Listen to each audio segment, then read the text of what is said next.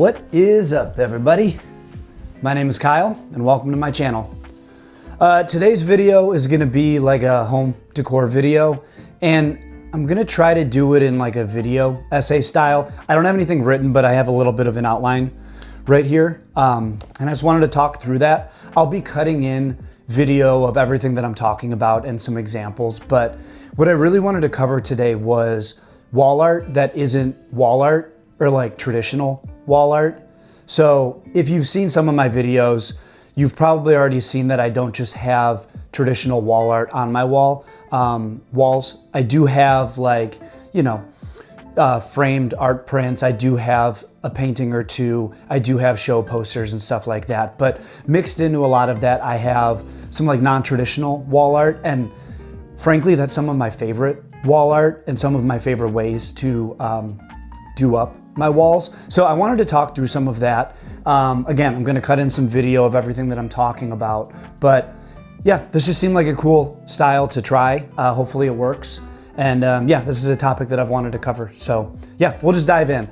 The first piece that I have here, or the first section, is like the obvious stuff. So some of this stuff is like foundational to your walls when it comes to just wall decor or living in a space. Those things are gonna be like, the most obvious is shelving. So some of the best ways to start displaying things on your walls is by installing shelving. So I have a little bit of shelving here throughout the house. I have some really nice floating shelves that are right behind the camera over here in my office. And then I have some shelves from IKEA on like a hidden closet door in the basement. And yeah, they just serve as like a great foundational piece. You can obviously be very intentional with the type of shelving that you choose, and there's a bit of, call it like art and display behind that. But then also what you choose to display on it then adds to it, how you choose to display it, right? I've got these two over here that I'll cut in. They're staggered, almost stepped, whereas the ones in the basement are directly on top of one another. So it gives you some options in layout, and then it gives you a whole nother surface to begin decorating. So it's a bit of an obvious one, but shelving is a great way to start zhuzhing up your walls. Additionally, right off of shelving is mirrors. So mirrors definitely serve a functional purpose in the home, right? The ability to see yourself, make sure there's nothing in your teeth, make sure you look all right when you walk out the door. But they also serve a couple other purposes. One of them being making a room feel bigger, right? So a really strategically placed mirror can make a room feel bigger than it is or feel deeper than it is. Also, from a light and lighting perspective, you can use a mirror strategically to bounce light in a house. If there's a part of your home that doesn't quite get the lighting that you want, maybe a mirror on an adjacent wall can solve that. So there's a couple functional purposes. And then the last piece is similar to shelving.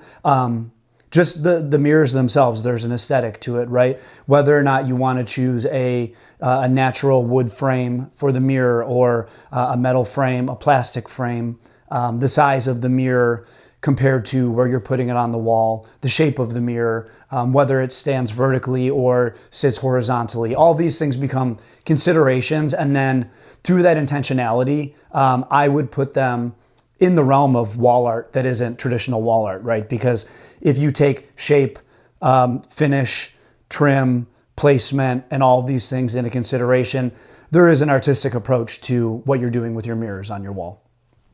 The last piece that I wanted to cover here is smaller, but I think also impactful and does have a functional purpose. That is wall clocks. So in one of my earlier videos, we installed this Jones wall clock behind the camera here in my office. And I also have a really cool vintage old style wall clock. Old style is a beer, if you're not familiar. That's down in the basement. That was given to me by a good friend. Same thing as mirrors, right? They serve a functional purpose, which is to tell you the time. Some of them are mirrored, so they might let a little more light into the house. But yeah, the functional purpose is to tell you the time, right? To be able to look at the wall and know, oh, it's 3:30 or whatever time it is. But, you know, whether or not that wall clock is lit from behind, whether or not it, you know, the colors match the scheme that you have in the room, the size of the clock, the shape of the clock, you know, the font of the numbering on it, all of these things kind of become artistic choices. And when you put that all together, again, much like shelving and mirrors, I put wall clocks into the realm of wall art that is not wall art. So yeah, those are like what I'm calling the obvious, the big three obvious, which is shelving, mirrors, and wall clocks. But from there, we get into some of the more fun stuff. The first one being obvious if you've watched this channel before or if you're just looking around me, that's plants. So plants become a really, really great way to add to a wall space, to serve as wall art, but not be a traditional framed piece or a picture or photograph of a plant. There's a couple ways to achieve this. And my favorite, which you can see a little bit over here, but again, I'm gonna cut some stuff in, is mounting plants on wooden boards and then hanging those wooden boards like you would hang a normal piece of wall art. So my favorite are staghorn ferns. I have a couple here around the house. I have a classic Platycerium bifurcatum over here. I've got a Platycerium veitchii right over here. And then downstairs I have a Platycerium elephantoides. Additionally, I have a really cool, I think it's like a coconut orchid that I intended to hang on the wall, but it wasn't flowering, it wasn't loving being inside, so it's currently living outdoors, but the intention of it was for it to be wall art inside. I'll cut some of that in too, but yeah, so that's the first way that you can display plants on the wall is, you know, some sphagnum moss, some fishing line, or your preferred method, mount that thing to a piece of wood and hang it on a wall. A couple other ways are growing them up your wall. So a lot of common house plants and a lot of popular house plants are vining. And you can realistically have those plants grow up and along your walls. Some of them will even adhere to your walls if you're okay with that. I wouldn't suggest that if you're renting, but you know, if it's a permanent home and you know that plant's not going anywhere, you can set it up in a way with the right conditions where that plant actually begins to attach to the wall with some of its like aerial roots, or I believe those would be aerial roots. But yeah, so, you know, a vining plant, or even just, you know, the illusion of a plant climbing a wall, like this Monstera Thai constellation next to me. It's not attached to the wall, but it occupies wall space in that it's against the wall, and it's artistic in its display, right? At least I believe it to be.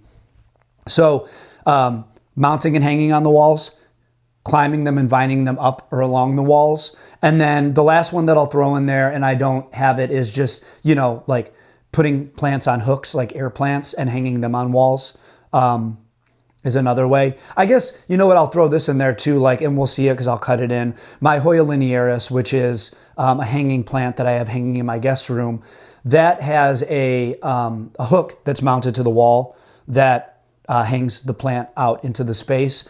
I was very intentional in the type of hook and the finish that I chose on it. And, you know, the plant occupies wall space. So in that respect, you know, even hanging plants and putting hangers on the walls serves as a way to take your house plants and make them into wall art that isn't traditional wall art. I think I covered everything in the plant section. So just a couple more categories, and they're maybe going to get a little bit loose, but the first category for me specifically is instruments. So I'm a musician. If you've seen other videos, I've included some of it before. I've alluded to it before, but I've played music for most of my life at this point. I play guitar, I play bass, I can get around a banjo, I can get around a ukulele, a little bit of mandolin, keys, that kind of stuff.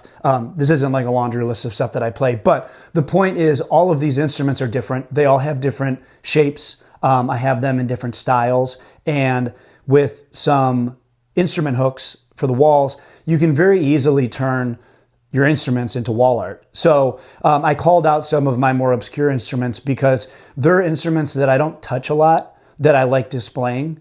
my ukulele being one of them. And then there's plenty of instruments like my acoustic guitar off over here that I don't know if you can see, that it's not on the wall, but it's on the ground, but it's displayed because I use it a lot. I pick it up, when I'm sitting here, when I'm sitting at my desk. So the hooks have the ability, right? They're functional in that it's storage for your instruments, but also, to me, instruments are beautiful, and I like displaying them. So I have some instrument hooks throughout the house with guitars, banjos, ukuleles, things like that displayed on them. I'll rotate them every now and then. I also have a tambourine on the wall just for fun. I liked the shape of it. It was a nice circular shape against some squares. So, stringed instruments are great for hanging on walls. Tambourines, don't hang your piano on a wall, obviously. But instruments are a really cool, unique way to bring life to a wall and create some wall art that isn't traditional wall art. I'd go as far to say too that you don't even have to play instruments to be able to display that, right? If you're a lover of music and you appreciate music, I see crappy instruments at thrift stores all the time. And, if you're not going to play it, a little bit of cleaning and, throw some strings on it. They don't even have to be tuned, and that can become wall art, next to something else that we'll get to later. Actually, we can just get into it right now. Other forms of music media, right? So again, I'm a musician. So records, CDs, I guess it falls under traditional wall art, but I will throw concert posters and music posters in there as well. Right over here, these are all CDs that I've played on, and I found frames that fit for them that are actually matted. And they weren't matted too tightly, so you can actually see most of the CD jacket. But, there's plenty of frames. I know now we're getting into a gray area, right? Because that is framed wall art, but it's not traditional wall art, right? So there are frames that are specific to non-traditional things to hang on a wall. So these were maybe not made for CDs, but through measuring, I made sure they worked. I also, and I'll cut it in, I'm going to say that probably more in this, but a lot of the vinyl that I've played on, or records that I've played on that have gotten pressed to vinyl, they make frames and they make record displays that are specific to vinyl records, right? So some of them that you'll see that I have just display the jacket, right, as a 12-inch jacket. One of them that I have has the ability to display the jacket and the record side by side, which is great because if you're a record collector, sometimes records come in different color variants. Some are rarer than others. Some have actual picture vinyl, right? So art and images get pressed onto the front of the vinyl, making it art. So CDs, records, I'm sure I'm missing 8-tracks, I guess, cassettes, things like that. I guess you could do like a nice shadow box for displaying cassettes. I've played on a few cassettes. I have them displayed like on surfaces, not on walls. But theoretically, you could do like a shadow box for cassettes to display them. But if you're a music lover and you collect music and you have doubles of a record, or you just have a rare record that you don't necessarily like to play and you don't want to damage, displaying it on a wall is a great way to work it into the space, continue to appreciate it, and not have it collecting dust because you're afraid to bring it out. So we've got 2 sections left here. This next one, let's just do the short one first, and then we'll get into the largest one, which I guess is like the grayest area because I'm just going to call that one art. So before we get into just general art, let's talk travel. So I play music. I love to travel. I've gotten to travel to some really cool places, and I like to collect tchotchke, knick-knacky stuff. I always appreciate gifts and things like that. And over time, after the years, you start to accrue a lot. They start to live in boxes, or they end up on cluttered parts of shelves, or tucked away in drawers and things like that. So I've found, this isn't a blanket statement, but when you're traveling, finding things, or when you get home, reworking things that you bought traveling that can go on your walls is another great way to add interesting pieces to the wall, but also meaningful pieces to yourself. And I think that should be a through piece through all of this, right? The things that you hang on your walls, regardless of whether or not they're traditional wall art or some of the things that we've already talked about, they should be meaningful to you. I'm not saying that they have to, like, you know, be your grandmother's keepsake painting from the 40s, but, you know, you have to like it to a degree, right? I like it because it matches nicely in the space, right? I like this piece because I really like frogs and I was thrifting with a good friend and I found this, right? Things like that add meaning and context to what you're putting on the walls, so that not only is everything cohesive from an objective is a strong word, right? But a more objective, like, design standpoint, but also from like a breathing life into your home and making it feel like your own kind of approach. So yeah, definitely something to keep in mind with travel. So some of the stuff that I have, when you walk into my home, I have a cowboy hat on the wall. So I was able to find and buy a wall hook specifically for displaying cowboy hats. It's really cool. I'll link some of the stuff in the descriptions. It's like a little steer head and then the horns are what you hang the hat on. So I've bought a few cheapo cowboy hats on the road. That one's really fun to display.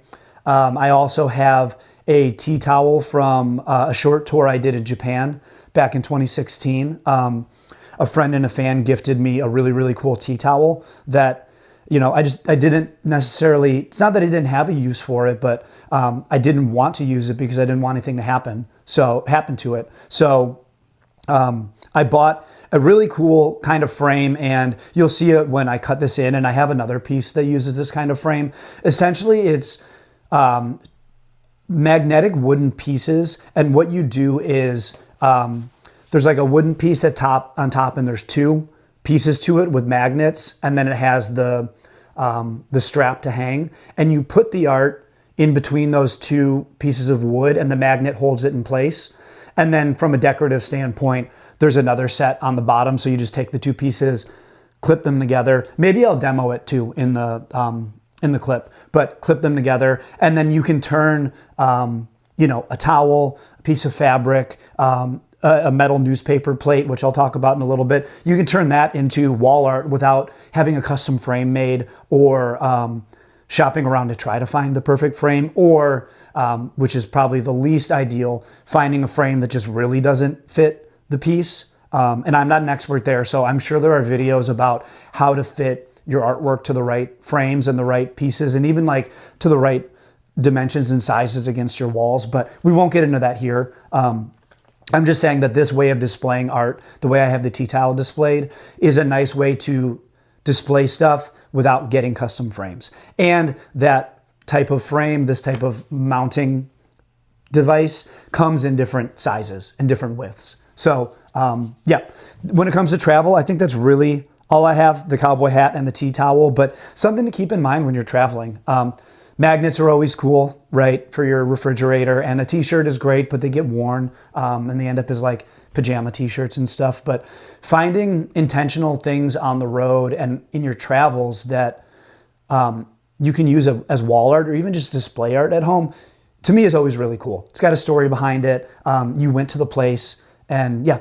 So travel related things are always cool if you can get them on your walls. Okay, this last section here, I'm calling it art, and I realize it's a gray area. So I'm not gonna talk about traditional framed art here, but I'm gonna talk about some of the like additional art pieces I have on my walls that didn't fit into those prior categories and don't fall into framed traditional art, painting, poster, art print. So some of the stuff that I have that I've just found over the years is there's a weaving that I have hung on my wall downstairs. It's a circular weaving. It's still in the, like, I don't know the names for, I'm not very familiar with weaving and that art, but it's still in the wooden frame that holds the fabric taut, and it's circular, and it's just really cool. It's like it's a little bat hanging upside down, and stuff like that is always really cool. So it's obviously art. It was made by an independent artist. I bought it at an art fair years ago in Chicago with every intention to put it on the wall because it was really unique like that. So woven pieces, things that aren't necessarily in a frame, can really be awesome wall art. Pennants. So you've seen in, I think my earliest video, the piece from Oxford pennant, the wall art that I have directly behind the camera there. It's the John Prine quote. So things like pennants are always cool, in part because they're a different kind of material, right? So most of them are felt or some sort of fabric like that, which just like tactily adds some more interest to your walls, right? It's not just glass, it's not shiny, it's not wood, it's not a plant, it's fabric material. So it adds a little bit more interest to the wall, and it's, again, just a little more non-traditional. So pennants, sports pennants, the triangular pennants, square pennants, shield-shaped pennants, there are a lot of options out there. What else do we have? Paper artwork. So I mentioned staghorn ferns. I have the real thing hanging on the walls, but I also found a basically build your own staghorn fern. It was made out of paper with some pre-cut pieces, and took a few hours. I built a paper staghorn fern that was intended to be mounted on the wall, and hung that up. Additionally, in the same vein as that, I have a paper beetle, like the insect, that I built and put together. It's supposed to be wall art. It's supposed to look kind of like, I think taxidermy is the right word for that, but you know, the people that have insects and beetles and butterflies displayed on the wall where they're kind of pinned to things. It's like that, but it's all paper, so no bugs were harmed. I'm also realizing with the way the sun is coming in, every time I make a P sound, you may be seeing the dust in the air, so if you do, I apologize. I'm not reshooting it at this point. So yeah, so paper wall art, so like arts and crafts, my staghorn on the wall, the paper one, and then that paper beetle. I find that stuff at arts and craft stores. You can find that stuff at art fairs. You can find that stuff online. By me, there's a really cool grocery store called Mitsuwa, and I know there's a few around the nation. They have a bookstore attached. I can't remember the name of the bookstore, but I found both that beetle and the staghorn fern, the fake one, over there. So yeah, stuff to keep an eye out for. Additionally, we've got, mounted animal heads. So from a different video, you may know I bought a wooden deer head. So it's an art piece by, I forget his first name, but Carrie's the last name because I'm looking at it right now. But I loved the idea of having like a deer head on my wall, like a nod to like mounted animals, but I really didn't want, a real taxidermied animal in my house. If that's your thing, taxidermied animals and wall mounted animals are a great way to spruce up a wall with non-traditional wall art. But for me, I like the faux stuff, the kind of like kitschy nod to that. So I have that nice art piece behind you that is a mounted deer head. I have another one that I talked about in that previous video that I still haven't hung up. It's in my basement. It'll go up eventually, but yeah, that's just another type of non-traditional wall art that I've got going on in the house. In my kitchen, I have a really cool plate, so like a dinner plate. I'm sure you've seen it before if you've gone thrifting. There are tons of decorative plates out there. A lot of them are, kind of old lady-esque, which there's a charm to that, right? Some of them lean really heavily mid-century modern, right? And lean into like Norman Rockwell and reproductions of that kind of stuff, which if you like mid-century modern, that might be something that you work in. I found this really cool plate that has essentially, and I'm going to cut it in, and I'll include some of the information on screen because I don't remember the brand or anything, but I know I have it somewhere. Essentially, it is a astronaut grilling in front of an RV or what do you call them? An Airstream on the moon. And it's just a really cool, like quirky decorative plate. It nods to sci-fi, which there's another piece of sci-fi art in my kitchen. I like sci-fi stuff. I even have this is recent pickup, Bucket of Blood in Chicago. They had a whole bunch of cool old science fiction magazines. Picked those up for art, not wall art, but had to call it out. So I've got a little bit of like a 50s, 60s sci-fi theme going throughout the house here and there. That plate touches into that. It also leans into the same style of like goofy astronaut art that I have in the kitchen. So yeah, cool plates. And they make specific mounts where you can mount these kinds of plates to the wall.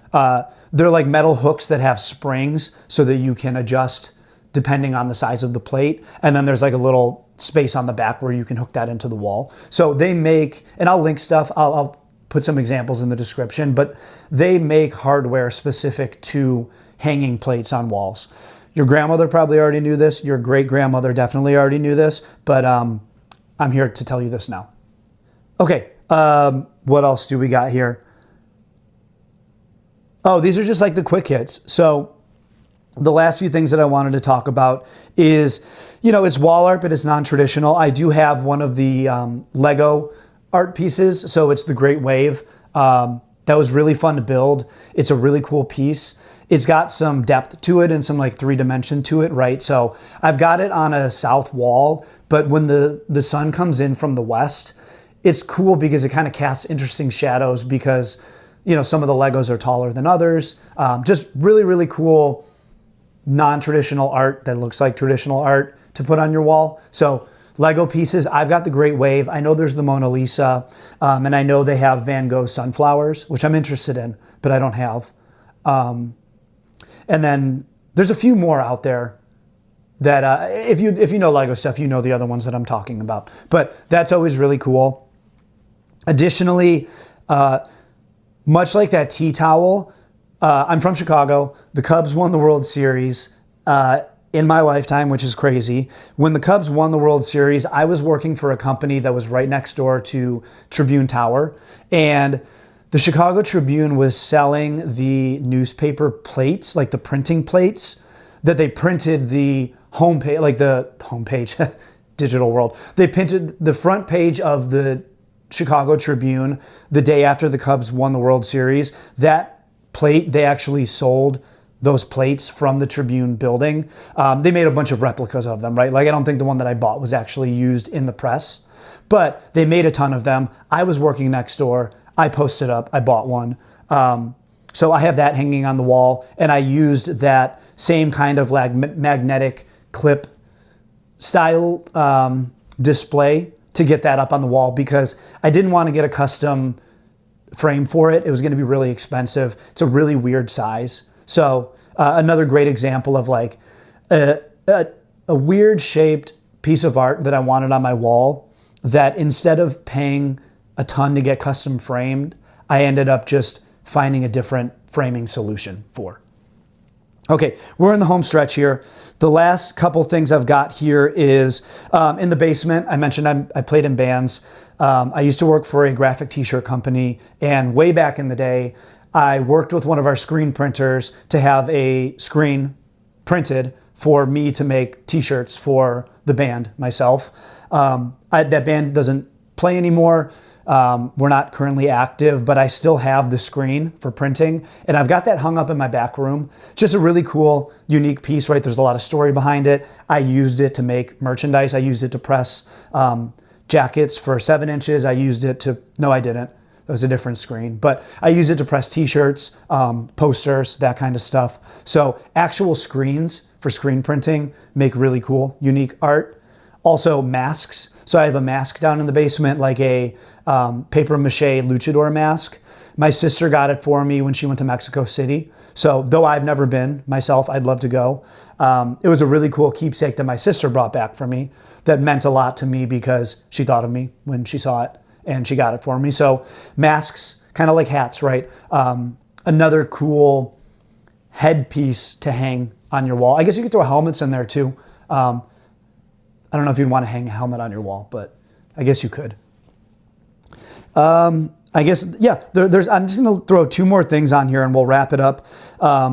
They can be a little tacky, so I feel like you got to be strategic with how you do it, but string lights, so like everything from like Christmas lights to like the Christmas lights that have the little fun covers on them. Again, you got to be careful. It can be very like my first dorm room or my first apartment vibe if you're putting them up and leaving them year round. I'm not judging. I've done that. I did that in multiple apartments. And I would probably do it again if I'm going to be honest. But it does have that kind of like juvenile is a strong word, but it doesn't have that same level of intentionality that some other lighting does. But I do have some string lighting because I'm still immature. I'm just an immature adult. But I found some like unused string lighting that had little parrots on it when I was thrifting. They're probably from the 60s or the 70s. They were still in the box. The box still had tape on it. I tested them and they work. So I've got them hung up over my workspace in the basement, and they're fun. I mean, they're goofy. They make me smile. I've also got, I think, a string of like mushroom lights over there. So they're nothing that I put out in like the main space where I'm very intentional and, try to curate things more refined, I guess we'll say, refined. But it works in my back room and it totally fits with my personality, and it's definitely wall art that isn't traditional wall art. So the last thing that I want to cover is just for fun, because I'm from Chicago, the Chicagoland area, I should specify, right? Please don't crucify me. I don't live in Chicago proper. But my parents' neighbors own a hot dog spot, which is just very Chicagoland, right? So my parents' neighbors own a really, really great hot dog spot out in the suburbs. And I was heading out there we were doing some sort of family celebration. They decided to cater from our neighbor's restaurant. They asked me to go swing by and pick it up. I went to go pick it up, and as I was picking them up, my neighbor asked me if I'd be interested in this giant metal wall sign for Vienna beef Polish sausages. And I couldn't say no. It's currently hanging in my bathroom. I will definitely include it. It's super fun. Part of it was, right, they didn't have a need for it. I think it came from the vendor, and their walls are pretty occupied. It's not common, I think, when you work in the restaurant space to be getting promotional things from your vendors. But part of the reason that she gifted it to me is that my dad has kind of like your classic Chicago dad garage, where it's like sports posters, sports placards, beer signs, neon signs, Christmas lights, Chicago memorabilia, all that kind of stuff. And part of the intent was, hey, this is for you, and I know you're going to your parents' house, so make sure you show your dad that you got this and that it's for you and it's not for his garage. So the last thing I'll leave you with is I have this awesome, huge Vienna beef Polish sausage metal sign that I've got hanging in my bathroom. It's not traditional wall art. Would never frame it, but it's just a super cool, unique piece that isn't just, again, a poster, a painting, a framed print. So yeah, hopefully the style worked. Hopefully me cutting in all the video broke it up pretty nicely too, but this is a topic I've wanted to cover for a while. Ever since I was concepting doing a YouTube channel, I've wanted to do this video because I've always loved this topic, and I've always liked what other people do with it. So if you've done unique things with art on your walls, please let me know. If you have any questions, please let me know. Ask in the comments. If you like what you saw here, if you like what you heard, please feel free to like and subscribe to this video. And additionally, if there's anything else that you want me to cover, please let me know. Obviously plants. I have a dream of doing a lighting video like this where I cover some of my favorite lamps in the house. So if you see anything that you like, or you want me to cover something as it pertains to interior design, home decor, house plants, travel, or kind of how I operate inside of my space, please just let me know. My name is Kyle. I hope you enjoyed this. Please like and subscribe, and I'll catch you on the next one. Thanks.